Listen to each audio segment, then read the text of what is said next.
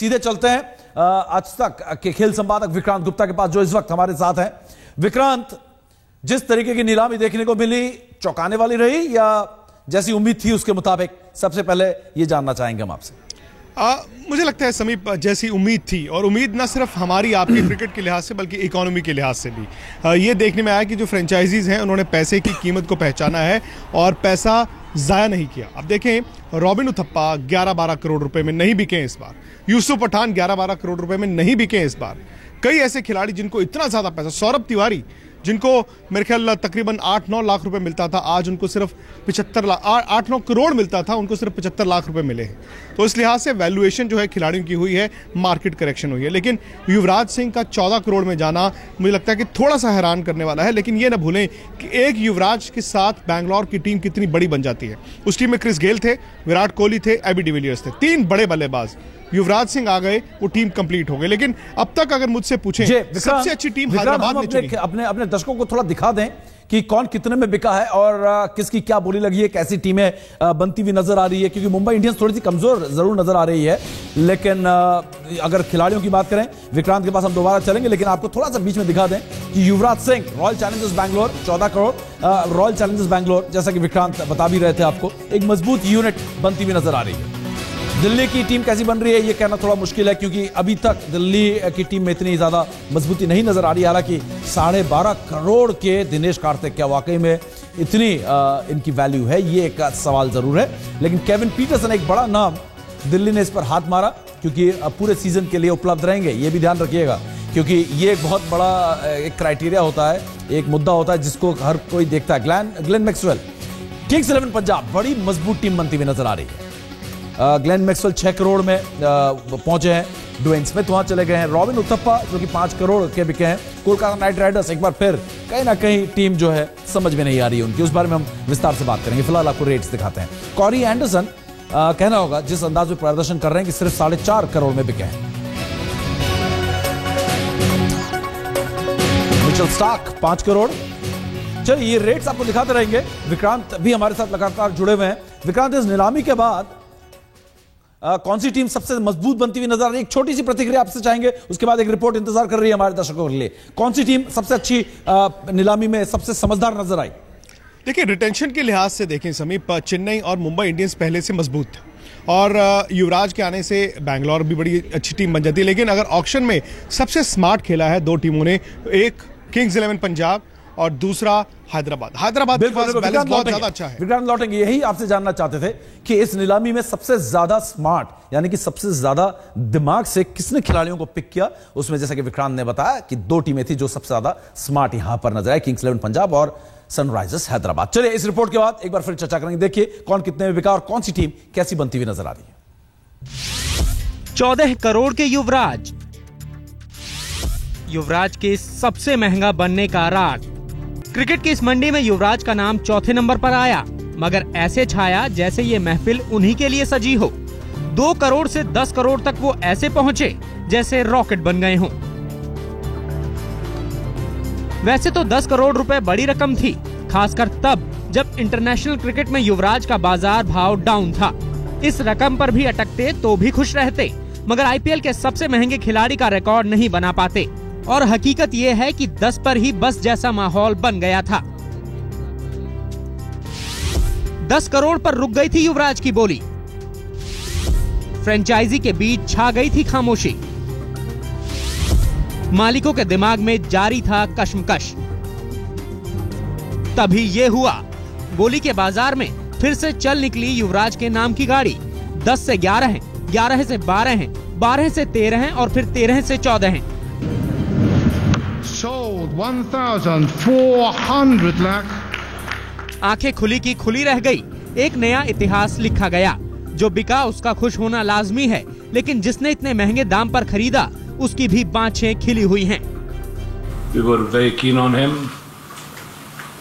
Virat Kohli, our captain, was also very keen on him. So I think all of us are very happy. अब सवाल था कि कौन ऐसा शूरवीर आएगा जो युवराज की बराबरी कर पाएगा। नाम आते रहे और जाते रहे, कुछ बिके ही नहीं। इसी बीच नाम आया दिनेश कार्तिक का।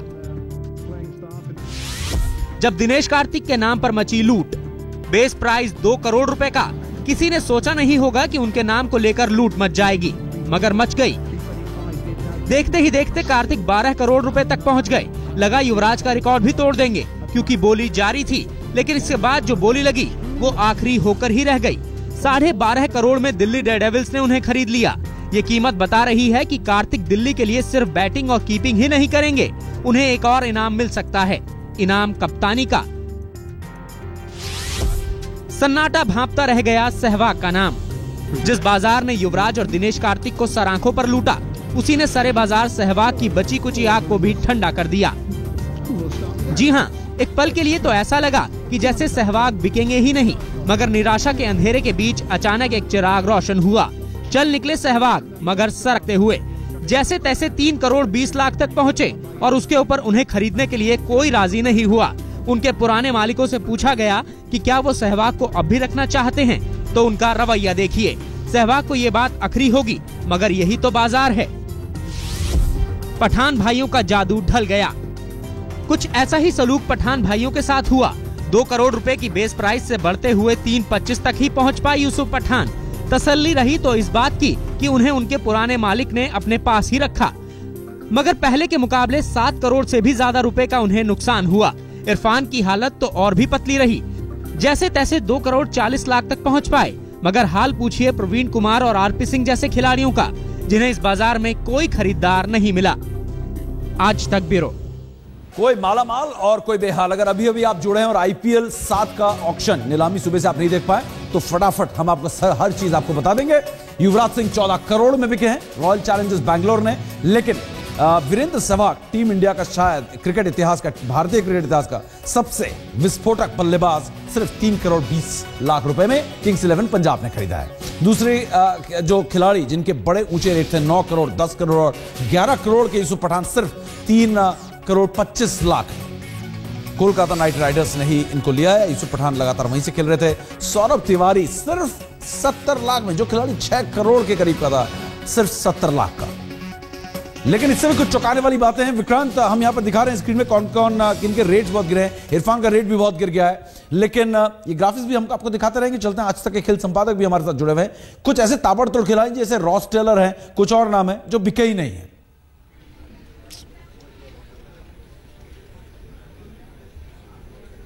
विक्रांत जी, कुछ ऐसे खिलाड़ी हैं जो बिके ही नहीं है। ये भी कुछ चौंकाने वाले ऐसे बड़े नाम है जो कोई खरीदार नहीं था उनका मार्केट में आज। और समीप, रॉस टेलर तो ठीक है, अभी अभी पता चला है कि रिचर्ड लीवी, जिन्होंने T20 इतिहास का सबसे तेज शतक बनाया है, वो भी नहीं बिके हैं।